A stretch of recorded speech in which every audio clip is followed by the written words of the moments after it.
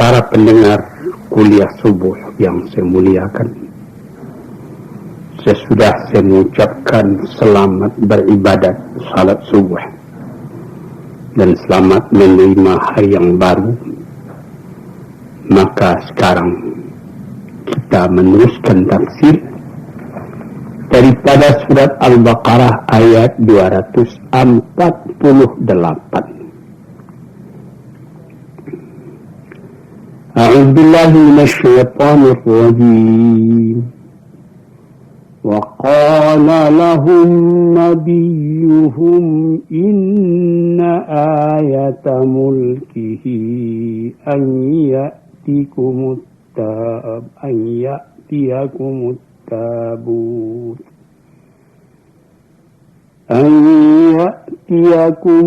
التابوت فيه سكينة من ربكم وبقية مما ترك آل موسى وآل هارون تحمله الملائكة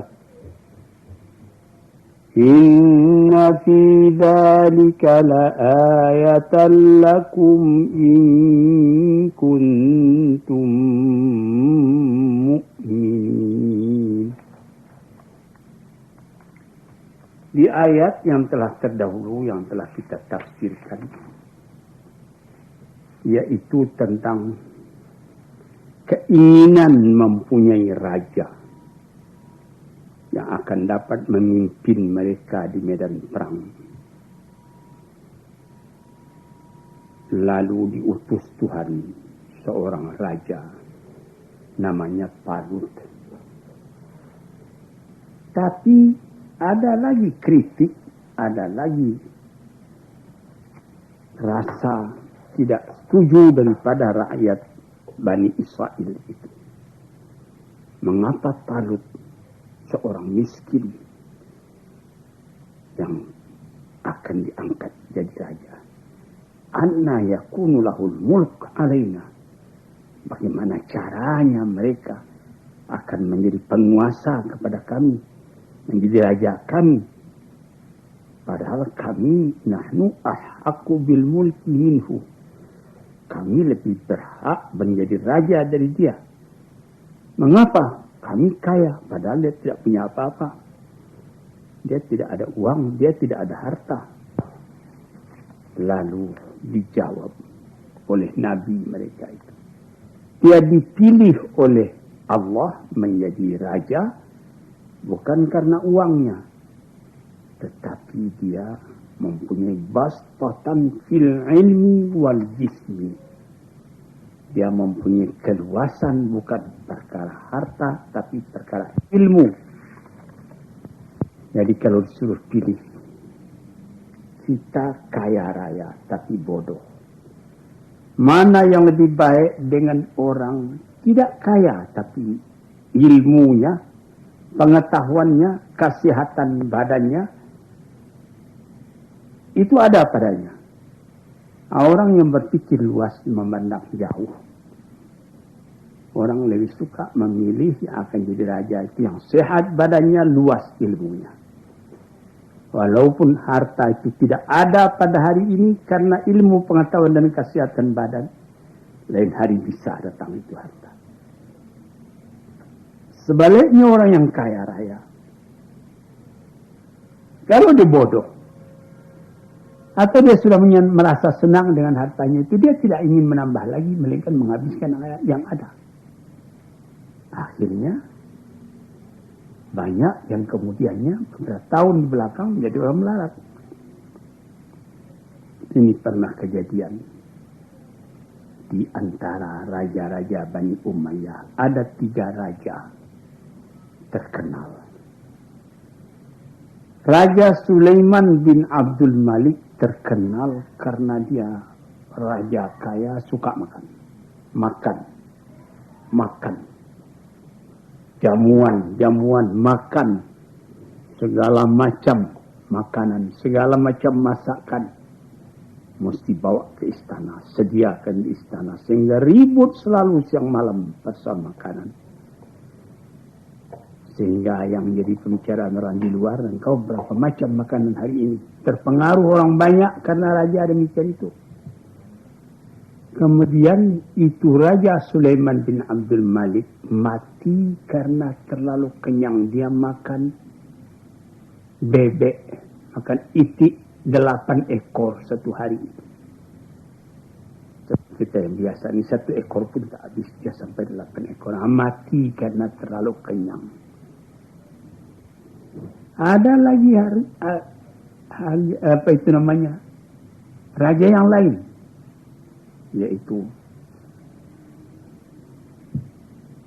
tadi Sulaiman bin Abdul Malik, yang satu lagi Hisham bin Abdul Malik.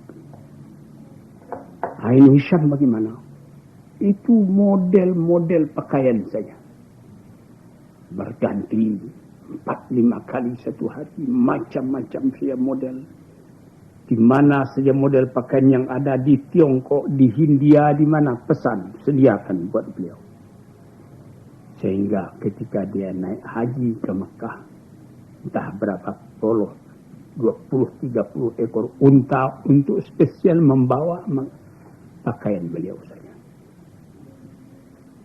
Kemudian memerintah pula Umar bin Abdul Aziz. Ini raja tidak kaya.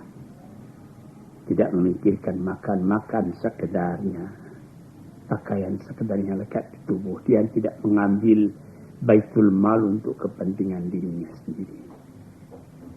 Akhirnya ya Sulaiman meninggal, Hisham bin Abdul Malik meninggal, Umar bin Abdul Aziz meninggal. Beberapa tahun kemudian dilihat orang yang keturunan Hisham bin Abdul Malik itu, keturunannya, dia tidak berkuasa jadi raja lagi, memberi aib, minta kepada orang lain. Bagaimana keturunan Umar bin Abdul Aziz? Dia membagi-bagikan zakatnya kepada fakir dan miskin. Umar bin Abdul Aziz sendiri tidak kaya. Dia meninggalkan ilmu kepada anaknya. Dia meninggalkan kehidupan yang sejati. Sedang keturunan Hisham dan keturunan Sulaiman yang ditinggalkannya cuma harta, bukan pendidikan. Ini yang dikatakan di dalam kitab Al-Iqdul Farid tentang sejarah manusia. Di sini kita melihat tentang Talut menjadi raja itu. Diprotes orang karena tidak kaya, tapi dia ada ilmu, tubuhnya sehat. Ini yang penting. Dan Allah akan memberikan dia punya kekuasaan kepada barang siapa yang dikehendakinya. Dan Allah Ta'ala itu maha luas lagi maha mengetahui. Maka terjadilah peperangan antara Bani Israel dengan lawannya. Wa qala lahum nabiyuhum inna ayata mulki an ya'tiyakumut tabutu fihi sakinatun min rabbikum wa baqiyatun mimma taraka alu Musa wa alu Harun tahmiluhul malaikah. Terjadi peperangan. Perang itu dari dahulu kala biasa mempunyai simbol, mempunyai bendera. Di zaman Nabi Muhammad ada bendera Ansar, ada bendera Muhajir. Di waktu-waktu yang lain, walaupun bangsa, agama, apa yang berperang, dia mesti memakai tanda perang. Ada lambang, ada bendera, ada marawa, ada cogan kata orang Melayu, ada beberapa senjata dan lain-lain. Jadi dikatakan, berkata kepada mereka, Nabi mereka, inna ayata mulkihi, tanda dari kebesaran raja itu, ayat tiakumut tabutu fi sakinatum yirqantikum. Dibawa kepada kamu satu tabut, satu peti. Fihi, pada peti itu ada sakinah, ketetapan hati daripada Tuhan kamu. Sakinatu min rabbikum. Jadi Ada itu seperti kita sendiri. Bendera pusaka yang mula-mula dikibarkan oleh Presiden Soekarno dan Wakil Presiden Hatta waktu proklamasi 17 Agustus. Itu bendera pusaka masih ada, masih disimpan. Sudah sekian puluh tahun sampai sekarang. Sudah rusuh, sudah lusuh, sudah hampir cair, tapi masih dipelihara. Itu seperti ayatul mulki di kita itu. Tanda kebesaran. Sesudah Presiden Soekarno, sekarang sudah Presiden Soeharto, bendera pusaka masih tersimpan baik. Apa itu syirik? Bukan syirik. Kalau syirik tentu Nabi tidak ada mengerjakan demikian itu. Lambang, malah kalau saudara dengar cerita yang sahih, seperti Sayyidina Muawiyah sendiri. Ada seorang penyair diberi oleh Nabi hadiah burdah, yaitu satu selendang burdah Nabi namanya. Kemudian setelah Muawiyah merintah, dibelinya burdah hadiah Nabi kepada penyair tadi sekian puluh ribu dinar. Buat apa? Buat lambang. Dia ada menyimpan bendera Nabi. Nah, ini tuan-tuan yang terhormat, supaya kita luas berfaham dalam agama. Buat apa? Kalau orang yang tidak ada rasa, ya, buat apa itu? Buat apa bendera pusaka? Buat apa burdah Nabi? Malah menurut riwayat, burdah Nabi yang telah lusuh tua itu, yang kalau misalnya dipegang lama-lama bisa hancur karena sudah 1400 tahun, masih tersimpan sekarang di tabu, disimpan oleh Republik Turki. Dulunya menjadi lambang juga dari khalifah-khalifah Utsmaniyah. Demikian juga seperti pedang Zulfikar, Sayyidina Umar dan lain-lain. Ada lambang-lambang itu. Tambah banyak lambang pusaka nenek moyang, tambah terasa gengsi daripada kerajaan tadi. Nah, jadi di sini supaya tuan-tuan dapat mengetahuinya, Nabi mereka itu mengatakan tanda kekuasaannya ialah supaya akan datang kepada kamu tabut satu peti. Di dalam peti itu tersimpan sakinah, ketentraman hati dari Tuhan.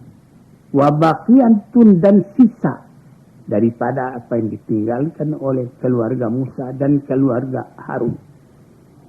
Sudah lama sesudah Nabi Harun mati, sudah lama sesudah Nabi Musa mati, ada sisa-sisa peninggalan mereka disimpan di dalam peti itu. Apa gunanya? Lambang. Ayatul mulkihi. Engkau mengatakan keturunan daripada Musa. Mana tandanya? Ini tandanya. Ada sisa. Atau seperti di dalam kerajaan Jambi dulu, ada keris si Genje namanya. Itu keris, itu ayatul mulkihi. Lambang dari kerajaan Jambi. Raja yang memegang itulah yang berkuasa. Itu sebabnya diambil ikhtiar oleh Belanda bagaimana spesies Genje itu jatuh ke tangan dia. Saya juga pernah pergi ke kerajaan Brunei 10 tahun dulu lebih. Tahun 60 kalau saya tidak salah saya ke sana. Itu dikatakan di dalam batu bersurat di kuburan bahwa lambang yang ditinggalkan oleh Raja Minangkabau, katanya, yang datang ke negeri Jambi itu genta. Nah, di sini nampaklah bahwa tiap-tiap negeri itu mempunyai lambang. Maka yang jadi lambang daripada orang yang pergi berperang itu ialah sisa-sisa peninggalan keluarga Musa dan keluarga Harun, dibawa oleh malaikat Sesungguhnya pada yang demikian itu adalah menjadi tanda untuk kamu jikalau kamu beriman kepada Allah.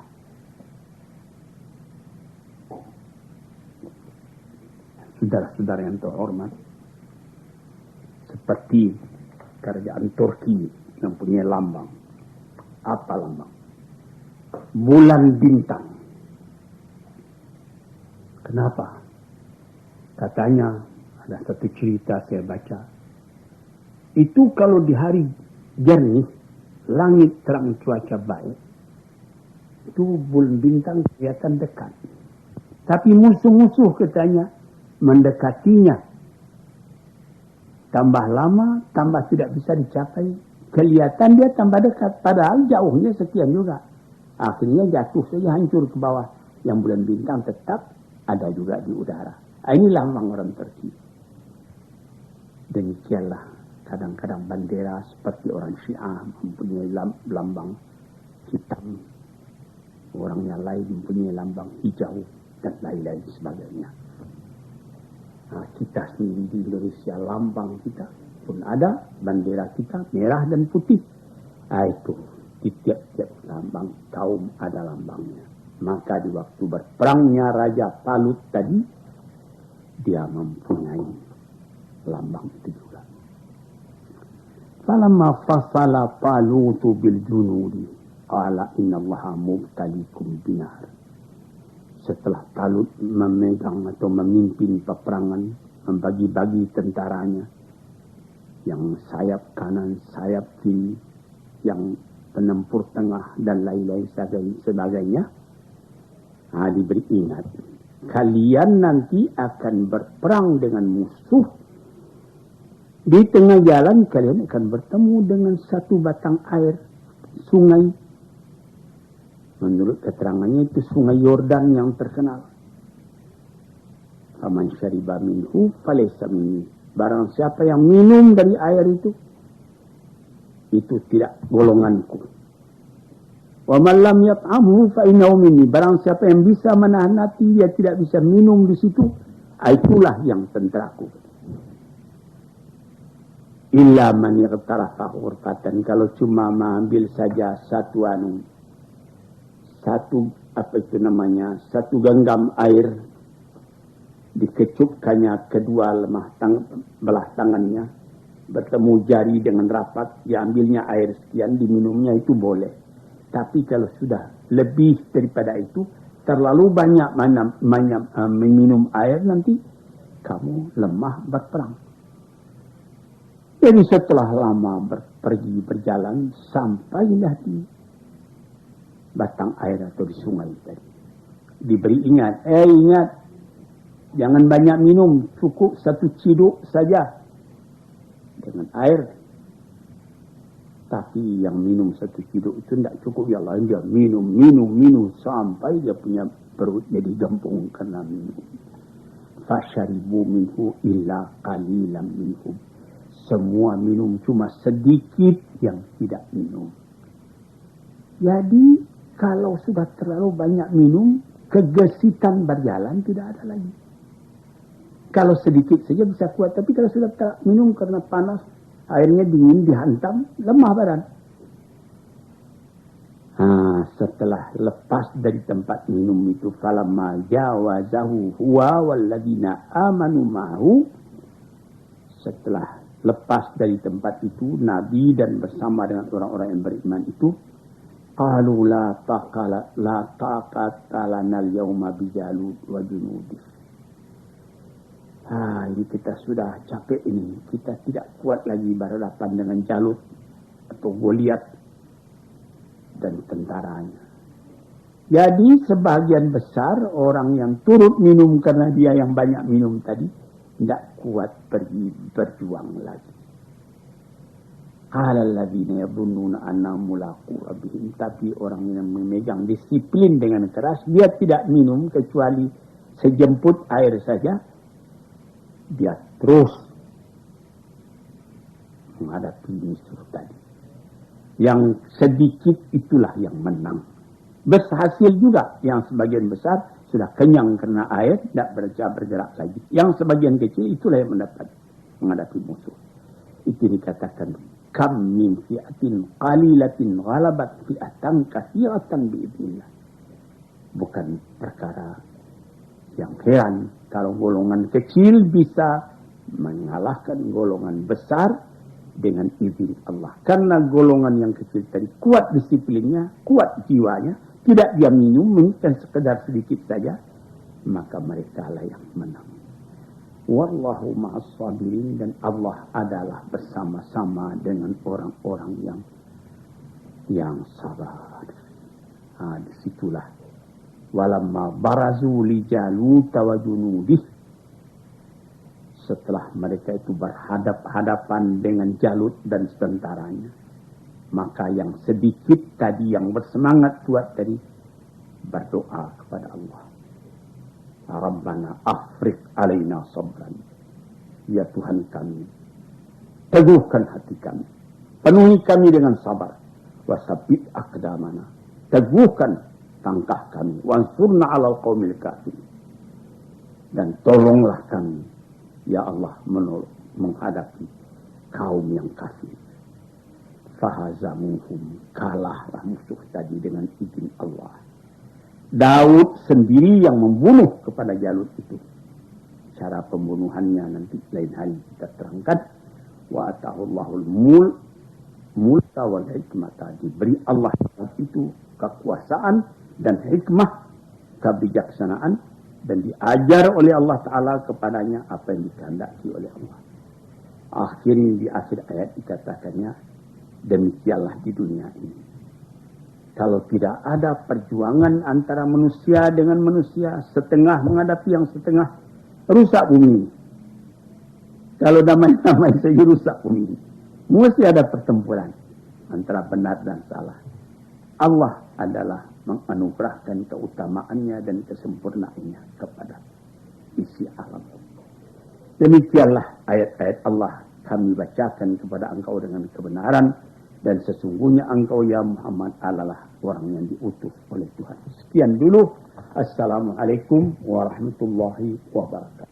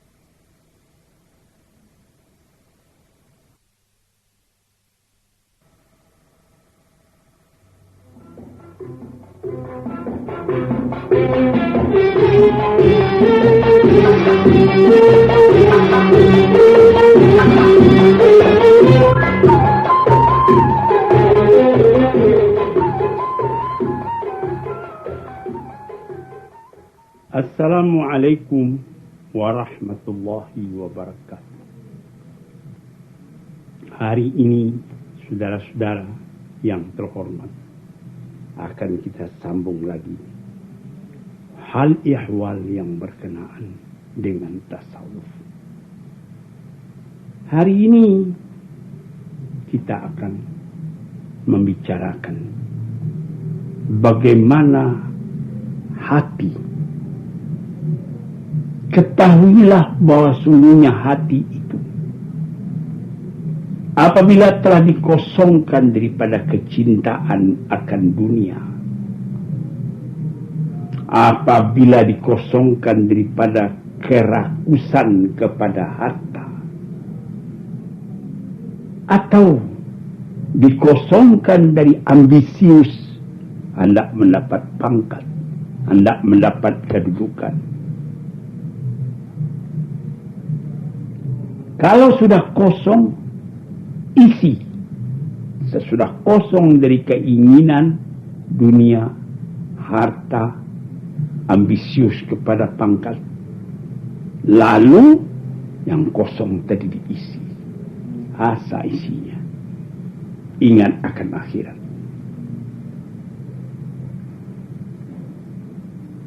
Mementingkan kepada bakal yang akan dibawa ke akhirat itu. Persiapan untuk datang menghadap kepada Allah.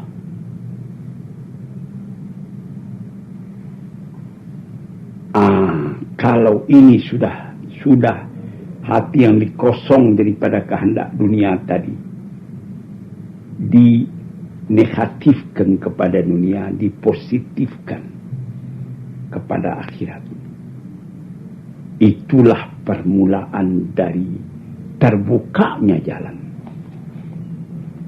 Karena kadang-kadang mata kita disilaukan oleh barang yang fana, sehingga kita lupa kepada barang yang bakal.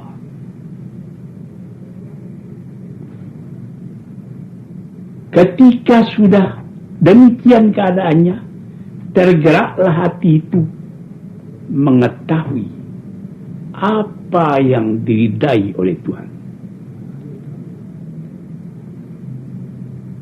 Ini mengosongkan dari harta, menggantinya dengan ma'rifat, sehingga nanti berubah pandangan hidup kita itu. Kita tidak memandang lagi besarnya dan pentingnya dan mahalnya harta. Pangkat-pangkat pun demikian pula. Dalam keduniaan kita ingin kepangkatan, tetapi Al-Quran sudah mengatakan, kasarabim biqi'ati yahsabu dham'anu ma'a hatta idza ja'ahu lam yajidhu syai'an. Seperti orang melihat gejala panas di padang yang luas. Baik kita berjalan kaki. Saya sudah pernah berjalan kaki di tahun 1927 dalam umur baru 19 tahun.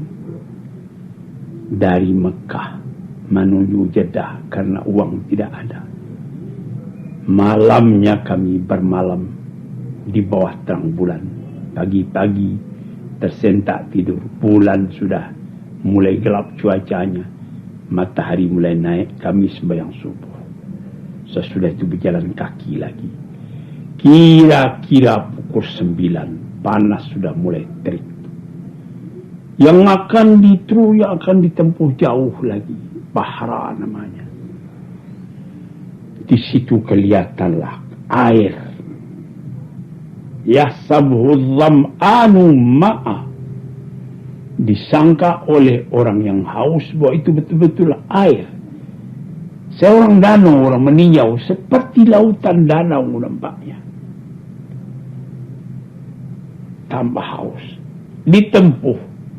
Sesudah ditempuh, tidak ada air tadi. Yang ada cuma pasir. Nanti kelihatan jauh lagi ada air di sana. Begitu terus menerus. Maka orang yang cuma dunia, yang tempat hatinya lekat, itulah yang menjadi tujuan dari hidupnya. Keduniaan, kekayaan, pangkat tinggi, kebesaran, keternamaan, dan lain-lain sebagainya. Apabila sudah ditempuh, ya, tidak apa-apa. Ini jangan sampai dilupakan hal ini. Sehingga sebagaimana dikatakan oleh Imam Abdul Qadir Jailani, jangan diletakkan hartamu, kekayaanmu, kebesaranmu, pangkatmu di dalam hatimu. Karena kalau dia pangkat itu hilang, harta itu habis, nanti hatimu luka. Payah mengobat hati yang luka. Nah, jadi di dalam segala sesuatu di dunia ini, sadar, tidak ada yang langgeng, tidak ada yang kekal. Ini yang mesti diingat. Nah, jadi kosongkan hati dari itu, lalu positifkan tujuan. Kemana tujuanmu? Nah, di sinilah diterangkannya di ayat tadi, di kata-kata ahli tasawuf tadi. Dia bilang bahasa Arab, i'lam annal qalba idza khala minal ihtimami bidunya wa ta'alluqu bima fiha wa ta'alluqi bima fiha min malin aw riyasatin aw sawlatin wa ta'allaqa bil akhirah wal ihtimama biha min tahsulil uddah wa tahabbul qudum ala Allah azza wa jalla fa dzalika awwalu futurihi wa tabashuru fajrihi.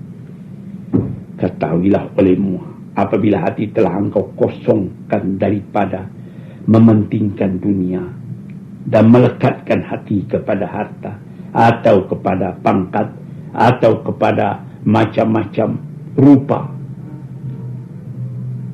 lalu hati yang kosong dari itu ditaklukkan, disangkutkan kepada akhirat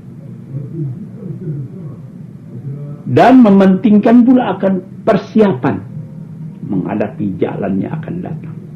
Watahawub, bersiap untuk maju ke hadapan Allah Subhanahu wa taala. Fazalika awal futuhihi, itulah mulai hati sudah terbuka. Sudah lain kita punya hidup itu. Sudah datar dunia ini kita hadapi. Bukan berarti kita membuangkan harta yang ada. Ini seperti cerita Imam Malik. Ketika dia tinggal di negeri Madinah, Khalifah Bani Abbas Al-Mahdi atau Al-Hadi meninggalkan uang padanya 1000 dinar emas. 1000 dinar emas. Sedangkan 100 dinar saja sudah berat. Belum ada uang kertas pada waktu itu, betul-betul emas, dinar. Jadi seperti ringgit di zaman dulu. Ditinggalkan, disimpannya uang itu baik-baik. Ketika Khalifah sudah datang ke Madinah, balik dari mengerjakan haji, Bapak Imam Malik katanya, saya harap Bapak mari kita sama-sama pindah ke negeri Baghdad. Di situ Bapak lebih leluasa berfatwa. Imam Malik menjawab dengan senyum, saya lebih suka nanti kalau mati dikuburkan di kubur tempat Rasulullah meninggal. Nah, kemudian dia uang tadi tidak dibelanjakannya walaupun 1 dinar, dikembalikannya katanya. Ini barangkali maksud tuanku tempoh hari meninggalkan buat belanja, saya berangkat ke Baghdad. Ini uang belum spesial juga habis, ini saya kembalikan. Kalau hatinya itu takluk ke dunia, 1000 dinar, tentu dia tahan, dia balik. Apa kata Khalifah? Saya bukan meminta uang itu, simpanlah kembali uang itu buat belanja Bapak. Sekarang saya tambah hadiah, dikasihnya kuda Arab yang bagus.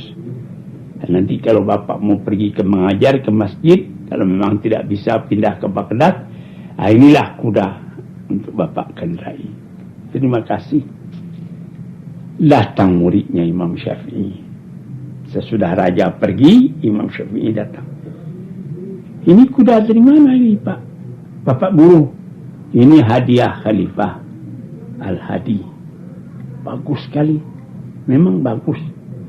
Dan ini sesuai buat pakaianmu. Ambillah buatmu kuda ini. Jadi tidak lekat harta itu dalam hatinya. Uang dia simpan, kalau datang orang minta dia kasih. Kuda yang begitu bagus dikasihkannya kepada muridnya. Katanya, naam wa khair wa laik bika, katanya. Memang bagus ni kuda, bagus. tapi yang layak mengendalinya engkau. Nah, itu orang yang hatinya kosong dari dunia, tapi ada yang lebih tinggi dari dunia yang dia inginkan, yaitu persiapan buat menuju hari akhirat. Orang-orang yang seperti itu bukan dia miskin, dia kaya. Kenapa? Siapa yang katakan kaya? Orang yang tidak banyak keinginannya dalam dunia ini, itulah orang yang kaya. Siapa orang miskin? Yang terlalu banyak keinginannya. Sudah ada merek mobil yang bagus, Holden, belum puas, dia minta Mercedes. Sudah dapat Mercedes, belum puas, dia minta Rolls Royce. Belum puas, diminta yang lebih tinggi lagi. Atau yang lain-lain. Orang ini karena hatinya tidak takluk kepada cita-cita yang lebih tinggi. Jadi dalam kata ini Ibnul Qayyim mengatakan, orang yang sudah kosong hatinya daripada dunia, tidak lagi lekat harta di dalam atau kebesaran. So, Imam Syafi'i pernah mengatakan, orang yang besar ialah yang tidak tahu bahwa dia besar.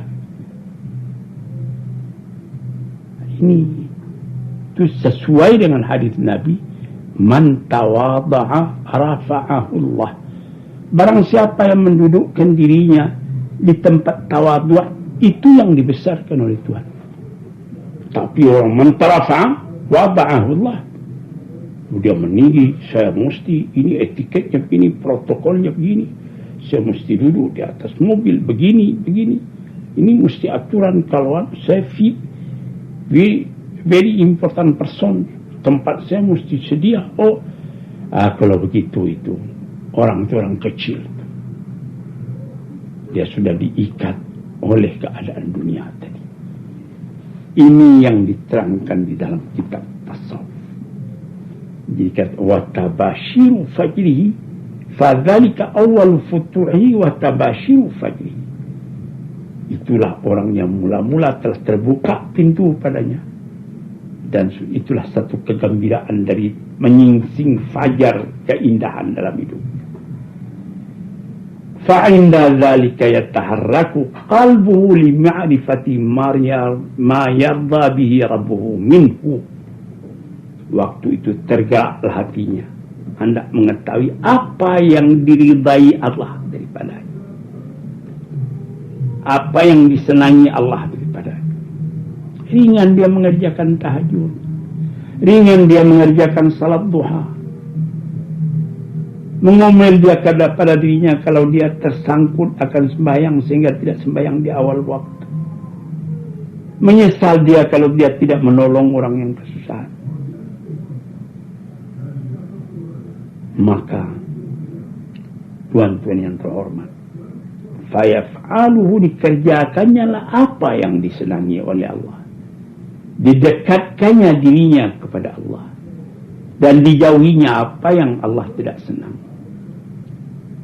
Inilah tanda dari iradatnya atau kemauannya yang sudah positif untuk mendekati Allah. Inilah kekayaan yang abduhas samawati wal ard, yang luasnya seluas langit dan bumi.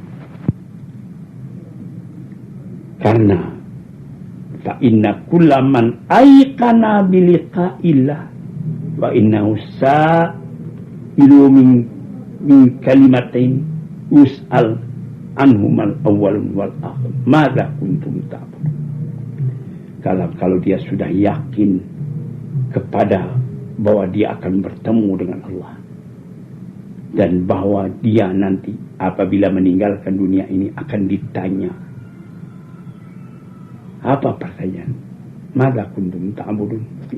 Siapa yang kamu sembah? Kata yang kedua apa? Maja ajabtumul mursalin. Bagaimana jawabanmu? Bagaimana sambutanmu tentang seruan Rasul-Rasul?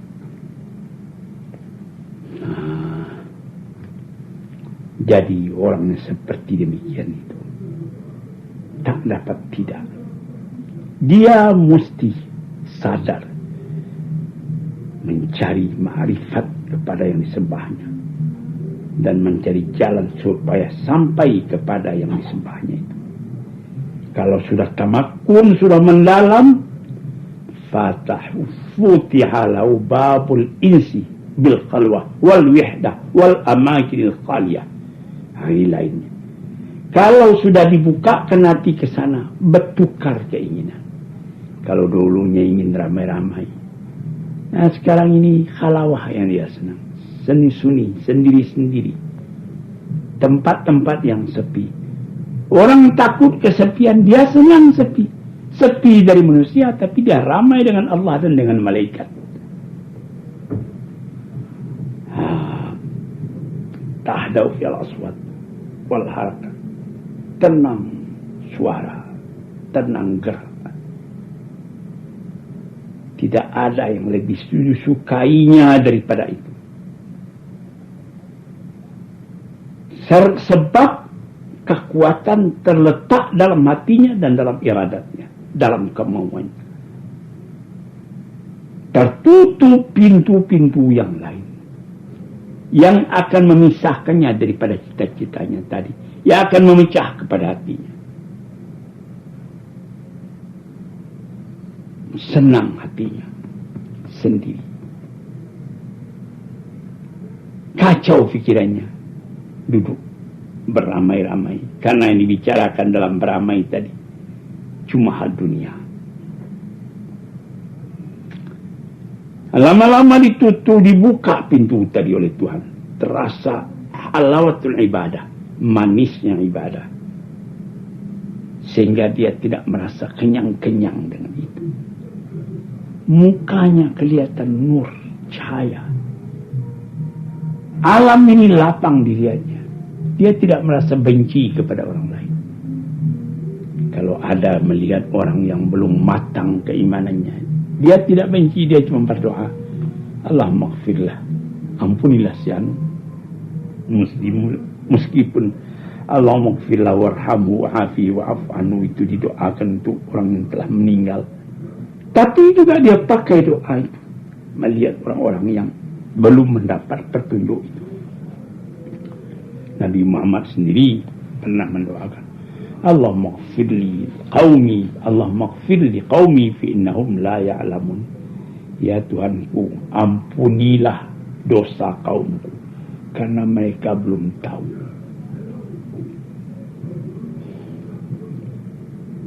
Jadi tuan-tuan yang terhormat, orang yang begini telah merasa lazat, kepuasan, kesenangan yang lebih daripada kesenangan main-main dalam dunia ini, menuruti syahwat. Cobalah, saya muda akan kaji sedikit. Pemuda-pemuda yang sedang naik nafsunya, melihat perempuan cantik misalnya, hatinya tertarik, perempuan itu pun merayu, lalu dia mengerjakan pekerjaan yang melepaskan nafsunya. Sesudah itu nanti dia menyesal. Sesudah dapat bahaya dari kehidupan itu, dia menyesal. Dunia ini seperti orang haus minum air, tapi air diminum, air laut, tambah diminum, tambah haus.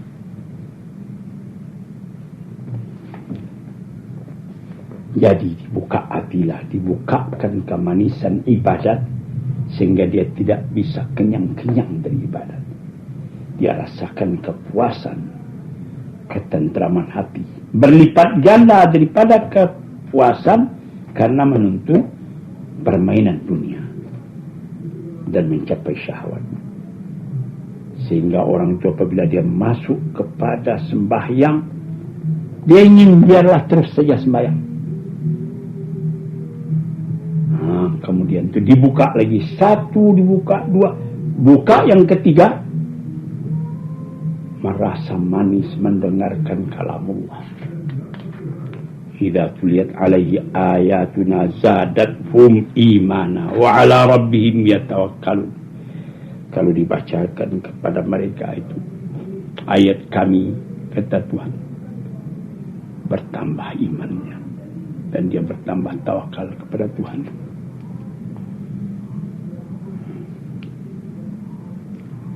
Kalau didengarnya itu ayat, tentram hatinya. Sebagaimana tentramnya hati seorang anak kecil apabila diberikan kepadanya permainan yang akan dia pegang. Buka lagi. Berapa buka itu? Kalau sudah sampai dibuka lagi pintu, kelihatanlah olehnya kebesaran Allah, kenikmatan Allah, kamal, jamal, jalal, kesempurnaan, keindahan, kemuliaan, dan kesempurnaan dari sifat-sifat Tuhan dan hikmah-hikmah Tuhan. Dan arti-arti dari tiap ayat itu terbaca. Sebagaimana saya baca dalam sejarah Iqbal, bagaimana membaca Quran ayah katanya kepada ayahnya. Ayahnya menjawab, baca dengan tekun seakan-akan engkau rasai nanti bahwa Quran itu turun kepada engkau. Terasa itu.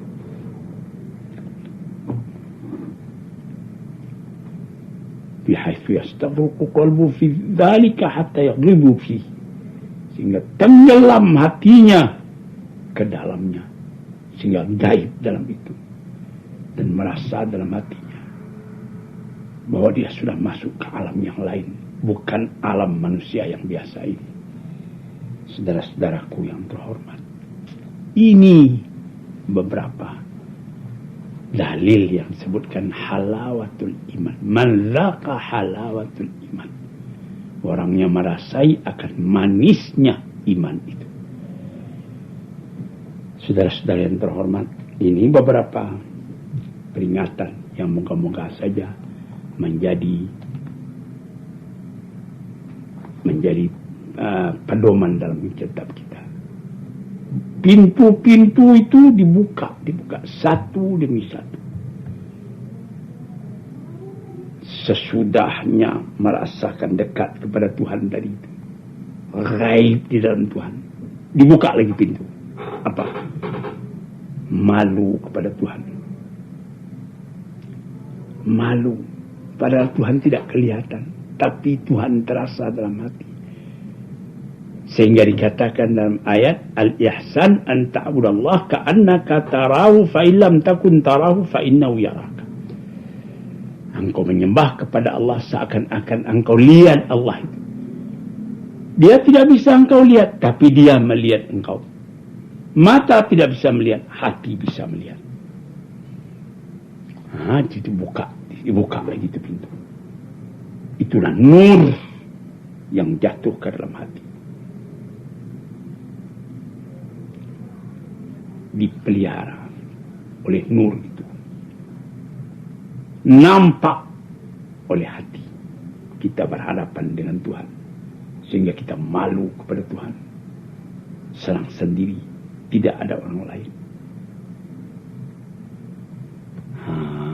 Ketika itu diberikan lagi pemberian oleh Tuhan. Apa? Dawamul muraqabah lirraqib, tetap mengintai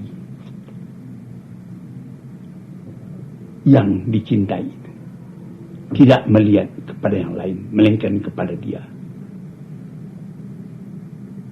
Seakan-akan kita melihat, menyaksikan di atas langitnya ataupun sedang duduk dalam arasy-Nya, melihat kepada hamba-Nya sekalian, mendengarkan suaranya, menyaksikan akan rahasianya. Kalau ini sudah tercapai, bertambah maju kehidupan dari dia hidup sendiri, wujud sendiri, manusia pun wujud dalam hal yang lain. Dia wujud di hadapan Tuhannya, di hadapan walinya. Dia memandang kepada Tuhan dengan hatinya. Padahal manusia lain tak memandang apa-apa. Sebab dia tidak diberikan syahadah. Melainkan yang ada syahwat dunia. Fahuwa yarahu. Allah memandang dia. Meskipun dia tidak memandang Allah. Dan tidaklah mereka memandang kepadanya. Melainkan sebab dari kesadarannya akan wujudnya. Hadirin yang terhormat. Cukup sekian dulu. Nanti insyaAllah di hari yang lain dalam fasal tasawuf ini kita sambung lagi keasyikan kita memandang Tuhan itu. Assalamualaikum warahmatullahi wabarakatuh.